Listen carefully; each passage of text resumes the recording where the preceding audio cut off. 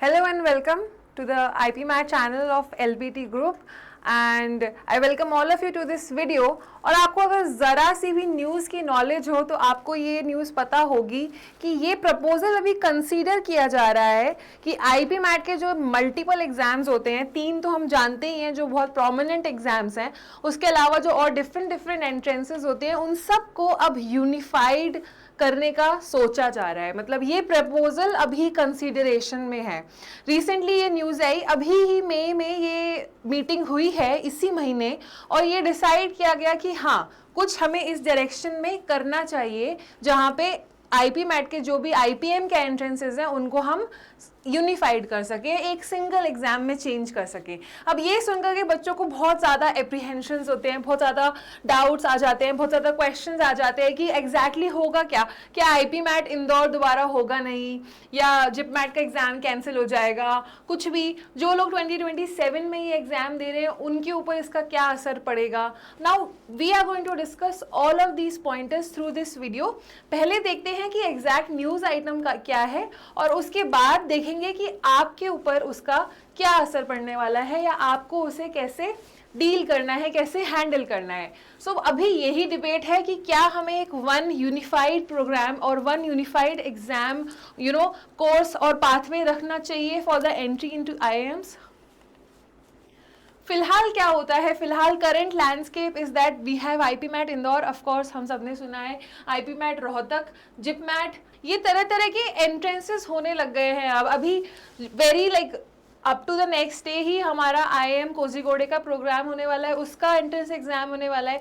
तो कंटिन्यूसली कुछ ना कुछ ये एंट्रेंस एग्जाम्स चलते रहते हैं और देखा जाए तो सारे ही डिफरेंट हैं आपस में। जैसे इंदौर में सबसे ज़्यादा कंपेटिटिव होता है, most of the students target IPMAT Indore. Then Rohtak आ जाता है, मॉडरेट डिफ़िकल्टी है, बट यहाँ पे वो कैब की थोड़ी वेटेज बढ़ जाती है, यहाँ पे थोड़ा सा LR डिफरेंट हो जाता है, LR इंट्रोड्यूस हो जाता है, डिफ़िकल्ट हो जाता है। उसके बाद JIPMAT की बात करें तो ये 2 IIMs हैं, गया एंड जम्मू मिलकर के ऑर्गेनाइज करवा रहे हैं, तो यहाँ पे कुछ पैटर्न चेंज हो जाता है। Then similarly other exams are there जिनके अपने अपने छोटे मोटे क्राइटेरिया है, बस सिलेबस इज वाइडली ओवरलैपिंग। तो इसी वजह से students are motivated to prepare for all of these entrance exams. कम से कम 4 और 4+ सेपरेट एग्जाम बॉडीज हैं इन्हें कंडक्ट करवाने के लिए। सो यू कैन अंडरस्टैंड कि कितना ज़्यादा यहाँ पे वैरायटी है। उसके बाद नॉर्मली स्टूडेंट्स 3-4 एग्जाम्स में अपीयर होते ही हैं, उनका ये कॉल होता है कि हाँ हम ये 3-4 डिफरेंट एग्जाम्स देंगे, whatever suits them. Average fee per exam is 2000 and students you won't believe और may be most of you know that अगर आप सारे फीस जो आपने भरे हैं ओवरऑल टोटल करें तो it may also go up to 20 to 25,000। Like एक सिंपल एंट्रेंस के लिए आप कंबाइन अगर पैसे कैलकुलेट करो तो 25,000 खर्चा भी आ सकता है। So that is there. And then finally syllabus and pattern, different pattern and syllabi for all of the exams. जैसा मैंने कहा कि सिलेबस ओवरलैपिंग तो है, बट कुछ टॉपिक्स हैं जो किसी एग्जाम में प्रोमिनेंट होते हैं और कुछ टॉपिक्स किसी और में, तो उसके चक्कर में भी स्टूडेंट्स आर ऑफ्टन कंफ्यूज्ड कि अभी किस तरह से इस सब को मैनेज करना है और हैंडल करना है। अगर यूनिफाइड एग्जाम हो जाए उसके लिए अगर मुझे एक केस पुट अप करना है, उसके लिए अगर मेरे पास आर्ग्यूमेंट्स रखने हैं तो सबसे बड़ी बात होगी लेस स्टूडेंट स्ट्रेस। क्यों? मल्टीपल एग्जाम्स रहते हैं, बच्चों के दिमाग में हमेशा स्ट्रेस लेती है। Some of my students were worried about their IPMAT Indore results right before their IPMAT Rohtak exam. क्यों? आंसर की तब तक आ गई थी, तो आंसर की तब तक आ गई थी या आने वाली थी, और तब तक बच्चों को एक स्ट्रेस हो गया था कि मैम क्या होगा। And I was continuously telling them कि नहीं, focus on what you have in your plate right now and not something that has already happened। तो वो स्ट्रेस कम हो जाएगा अगर यूनिफाइड हो गया एग्जाम। फेयर बेंचमार्किंग, जैसे कैट में होता है, कैट एक यूनिफाइड प्रोग्राम है किसी भी IIM के लिए, तो फेयर एक एग्जाम होगा, एक लेवल होगा, एक उसमें कट ऑफ जनरेट होगी एंड वही सबके लिए इनफ होगी रेफर करने के लिए फॉर ऑल द IIMs। उसके बाद कैट लाइक मॉडल, जैसे हमने अभी कैट की बात करी है कि already CAT is existing for masters programme और द पोस्ट ग्रेजुएट प्रोग्राम, वैसा ही कुछ अगर सिस्टम हम यहाँ ले आते हैं तो obviously it will be more efficient, cost effective. Of course already students को इतने ज़्यादा पैसे पे करने पड़ रहे हैं, बेशक फॉर्म वो एक्सपेंसिव बना सकते हैं थोड़ा, it might be as expensive as any other exam, but फिर भी कॉस्ट इफेक्टिव होगा अगर आप सारे एग्जाम्स का कंबाइंड कॉस्ट मिलाकर देखें तो। देन स्टैंडर्डाइज्ड क्वालिटी, एक स्टैंडर्ड हो जाएगा, since there would be only one conducting body, there would be a standard कि हाँ इस तरह का हमें पेपर सेट करना है, एंड मे बी गलतियों के चांसेस कम होंगे कि कोई क्वेश्चन रिट्रैक्ट नहीं हो रहा है, कोई क्वेश्चन गलत नहीं आया है एग्जाम में, या कोई मतलब मिस इन्फॉर्मेशन प्रिंट हो गई है, ऐसा कुछ नहीं होगा, एक स्टैंडर्ड सेट हो जाएगा चीज़ों को लेके।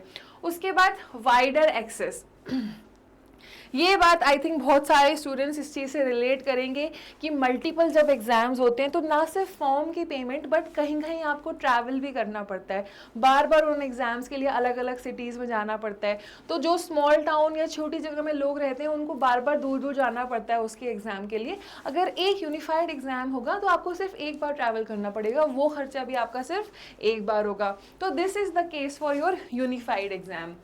अब बात करते हैं यूनिफाइड एग्जाम क्यों नहीं होना चाहिए, क्योंकि एज एंथुजियास्टिक एस्पिरेंट्स हमारा काम है आर्ग्यूमेंट को दोनों तरफ से एग्जामिन करने का। सो लेट्स सी क्यों नहीं होना चाहिए यूनिफाइड एग्जाम। डिफरेंट स्टैंडर्ड्स, ये सबको पता है कि IPMAT Indore is considerably difficult than JIPMAT, तो कोई स्टैंडर्ड होगा that they are trying to maintain, आप वो स्टैंडर्ड एक लेवल पे कैसे ला सकते हो, तो ये एक आर्ग्यूमेंट है अगेंस्ट यूनिफाइड एग्जाम्स।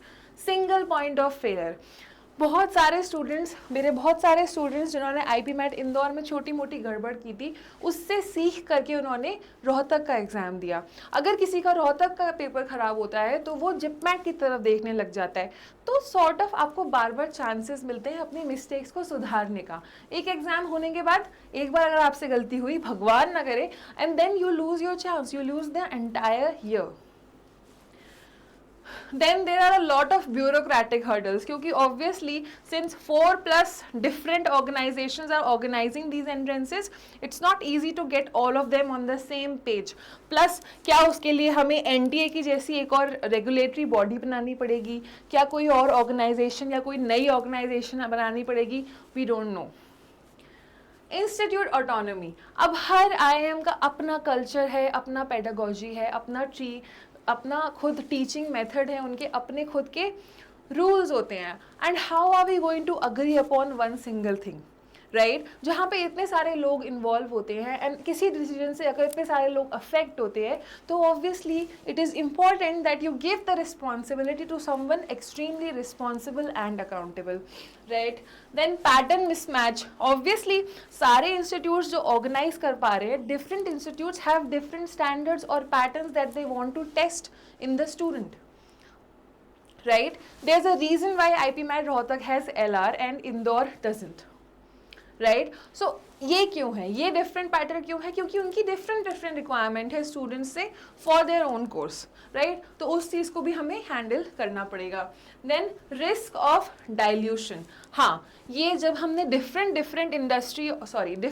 इंस्टीट्यूट्स के एग्जाम को मिला दिया है तो there is a high chance कि उसकी क्वालिटी लो हो जाएगी, क्योंकि जैसा मैंने स्टार्टिंग में डिस्कस किया, once there is IPMAT Indore then there is JIPMAT. सबको पता है कंसीडरेबली उनका डिफिकल्टी लेवल डिफरेंट है, तो अगर हमने मिक्स कर दिया तो there is a chance of dilution of quality, कि क्वालिटी कम भी हो सकती है बेटर होने के बजाय। So these were the pointers against the case of unified exam. अब नंबर्स की बात करते हैं, ठीक है। आज के टाइम में नंबर्स से ज़्यादा स्ट्रॉन्ग कुछ नहीं है, इसलिए I have some figures in front of you. सबसे ज़्यादा डिफ़िकल्टी कंपैरिजन किया है हमने, स्केल बना रखा है फ्रॉम 0 to 10, डिफ़िकल्टी का स्केल है।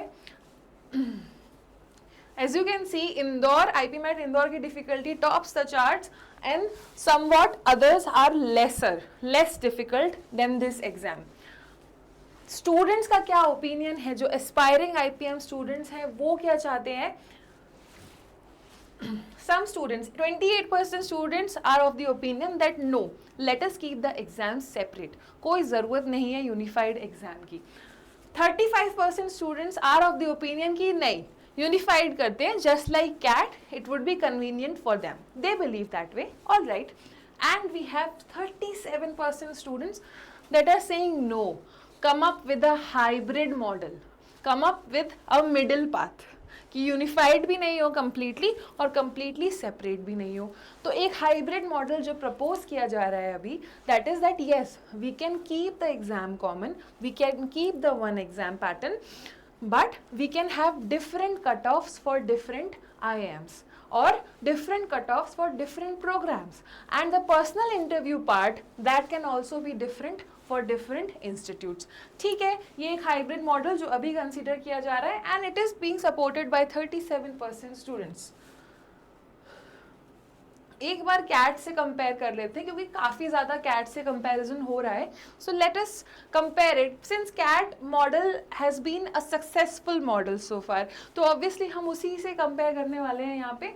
One exam for all IIM MBA programmes, but यहाँ पे 4+ separate exams to crack.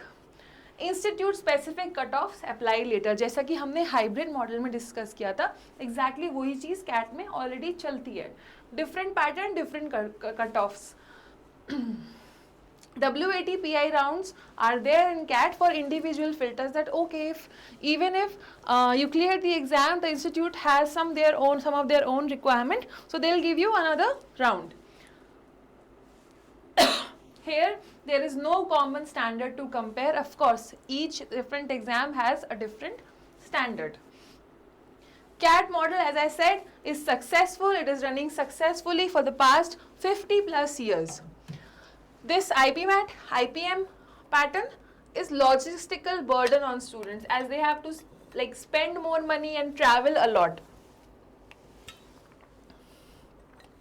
So I can say that it is ripe, the time is ripe for CAT style reform in the IPM section.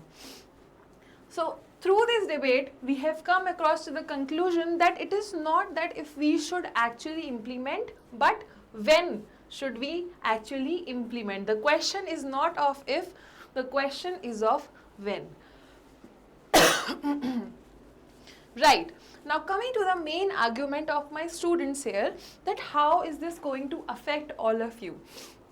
First of all, there's just discussion going on, there's just proposal going on, and the authority is planning to implement this ASAP.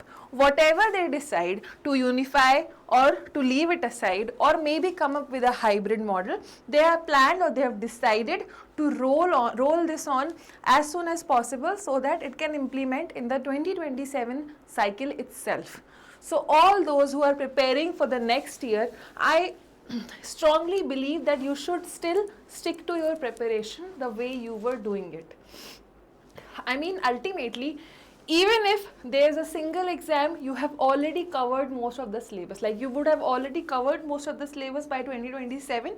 If there are separate exams, just like it's happening right now, you'd still be ready for those exams. So do not halt or pause or disturb or distract your preparation just because these discussions are going on. Whenever something gets applied, you will be given ample time to adjust the system. Alright, I hope this video was informative for you. Please comment your doubts or your opinions, whatever you have, in the comment section, and follow the channel for more such updates. Thank you very much.